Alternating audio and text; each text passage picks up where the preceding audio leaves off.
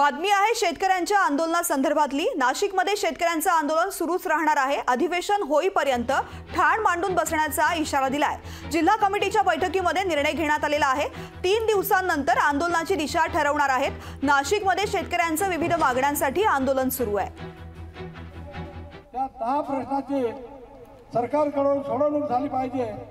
सरकारकडून आम्हाला समाधान होईल अशा प्रकारचा त्याच्यातून मार्ग निघाला पाहिजे। मंत्री आणि त्यांचे सचिव आपलं शिष्टमंडळ याच्यामध्ये बरीच चर्चा झाली। जवळजवळ 5:30 वाजेपासून सोडवायला आलोय। आम्ही जे प्रश्न घेऊन इथपर्यंत आलोय, जे 10 प्रश्न आहेत त्या 10 प्रश्नाची सरकारकडून सोडवणूक झाली पाहिजे। सरकारकडून आम्हाला समाधान होईल अशा प्रकारचा आमचे प्रतिनिधी महेश महाले सध्या आपल्या सोबत आहेत। महेश, नाशिकमध्ये शेतकऱ्यांचं आंदोलन सुरू आहे। 3 दिवसांचा इशारा सुद्धा दिलेला आहे। निर्णय घेण्यासाठी अवधी दिलेला आणि त्यानंतर भूमिका घेऊ अशी शेतकऱ्यांची म्हणणं आहे। काय नेमक्या मागण्या आहेत शेतकऱ्यांच्या या आंदोलनाच्या माध्यमातून? निश्चितच तृप्ती, खरं तर नाशिकमध्ये शेतकऱ्यांचं आंदोलन गेल्या 3 दिवसांपासून सुरू आहे।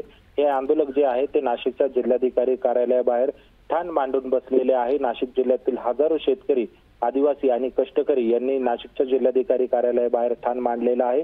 मात्र 3 दिवसानंतर देखील सरकारने निर्णय घेतलेला नाही। काल शिष्टमंडळासोबत देखील सरकारसोबत देखील शिष्टमंडळाची बैठक झाली, मात्र या बैठकीतून देखील तोडगा निघालेला नाही। बैठक ही निष्फळ ठरलेली होती। त्याच्यामुळे आज जी शिष्टमंडळाची आपसातली मीटिंग ठरली, या कमिटीमध्ये निर्णय घेण्यात आला की जोपर्यंत अधिवेशन आहे तोपर्यंत आपण सरकारला वेळ देऊ, परंतु आपण आंदोलनाची जी जागा आहे ती सोडायची नाही। त्याच्यामुळे 3 दिवस अजून हे शेतकरी या ठिकाणीच आंदोलनाला बसणार आहे आणि या 3 दिवसानंतर खरं तर ते मोठा निर्णय घेणार आहे। या 3 दिवसामध्ये एकतर त्यांनी जेल भरवण्याचा निर्णय घेतील, उपोषणाचा निर्णय घेतील, अथवा पुन्हा एकदा मुंबईकडे पायी लॉंग मार्च काढण्याचा निर्धार जो आहे तो त्यांनी केलेला आहे। आता यांच्या या सगळ्या मागण्यांसंदर्भात नेमकं सरकार काय विचार करतं, सरकार या सगळ्याबाबत तोडगा काढतो का, हे बघणं आता अत्यंत महत्त्वाचं ठरणार आहे। नक्कीच शेतकऱ्यांनी अल्टिमेटम दिलेला आहे। सरकार काय भूमिका घेतं हे पाहणं महत्त्वाचं आहे। महेश, धन्यवाद या माहितीसाठी।